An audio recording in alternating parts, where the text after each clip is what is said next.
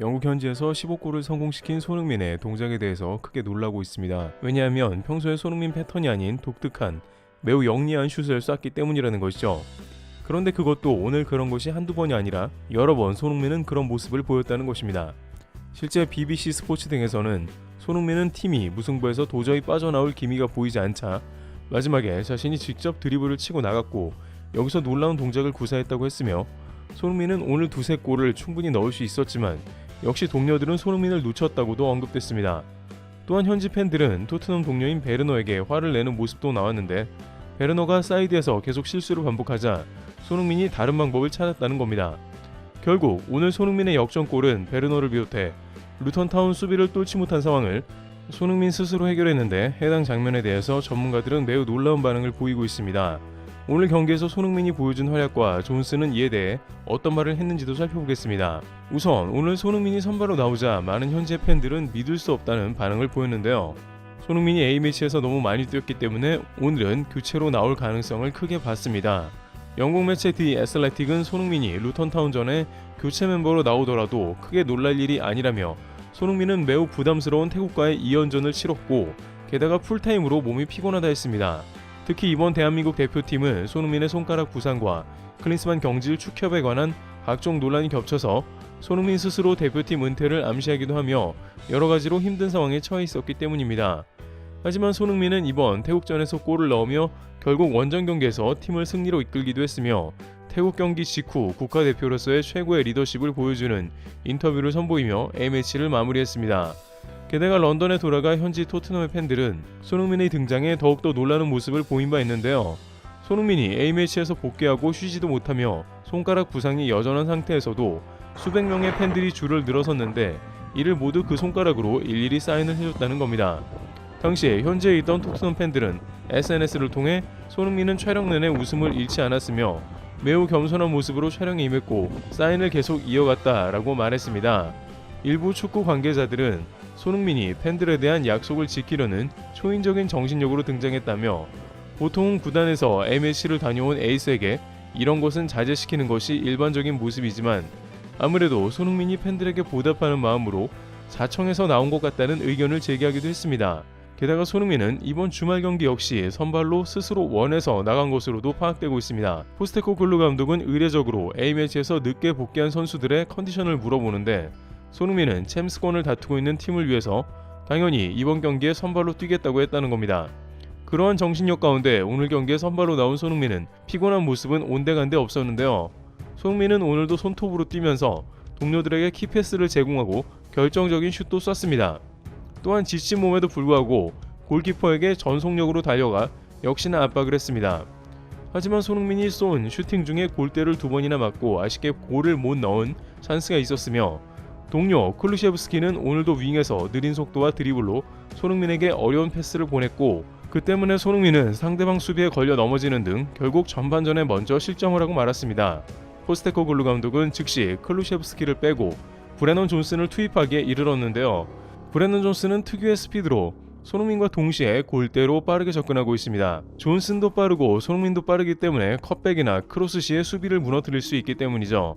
따라서 오늘 루턴타운의 우측이 쉽게 뚫렸지만 클루셰브스키의 스피드가 느리기 때문에 포스테코글루 감독은 손흥민의 장점을 극대화하기 위해 존슨을 투입한 걸로 보입니다. 또한 이에 대해서 경기 후 브레넌 존슨은 놀라운 손흥민에 관한 발언을 했습니다. 우선 후반 시작 후 토트넘은 자책골을 유도한 것 말고는 득점이 나오지 않았는데요. 이는 여전히 토트넘의 공격이 제대로 작동하지 않고 있다는 뜻이 되었습니다. 또한 베르너는 어떤 면에서 돌파가 좋고 훌륭한 면도 있지만 결정적인 면이 없었는데요. 골결도 좋지 않은 것은 물론이고 마지막에 컷백이나 크로스가 부정확했기 때문입니다. 그러다 보니 토트넘은 계속 득점을 하지 못했고 포스테코글루 감독의 표정은 굳어갔습니다. 베르너는 92분경에는 욕심을 내며 로켓슛을 쏘았고 심지어 토트넘 어린 팬들도 화를 냈습니다. 최하위 그룹 루턴타운에게도 쉽게 이기지 못한다는 것은 챔스권 팀에게 있어서는 안 될 일이죠. 아스날, 맨시티, 리버풀과 같은 팀들은 항상 라이벌과 강팀을 반드시 이겨낸다기보다는 중위권과 하위권 팀들을 거의 이겨내기 때문에 상위권을 유지할 수 있는 것입니다. 누구보다도 이러한 상황을 잘 알고 있는 손흥민은 결국 경기 종료 전 놀라운 움직임을 보였는데요. 손흥민은 우선 자신이 볼을 받고 드리블을 치고 상당히 몰고 나간 뒤에 베르너에게 볼을 줬습니다.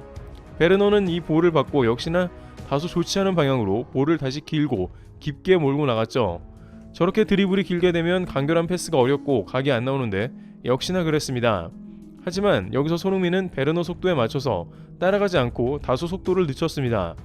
이런 손흥민의 모습은 베르너의 크로스 컷백이 다소 부정확할 걸 예측한 것이고, 베르너는 존슨에게 부정확한 크로스를 보냈으며 존슨은 이 공을 받기가 매우 어려워졌습니다. 이는 정확하게 맞아들어가 존슨이 중심을 잃는 순간에 손흥민은 한 템포 뒤에 있었습니다. 존슨은 중심을 잃었지만 놀랍게도 가장 알맞은 자리에 손흥민이 있었기에 공을 밀어줬습니다.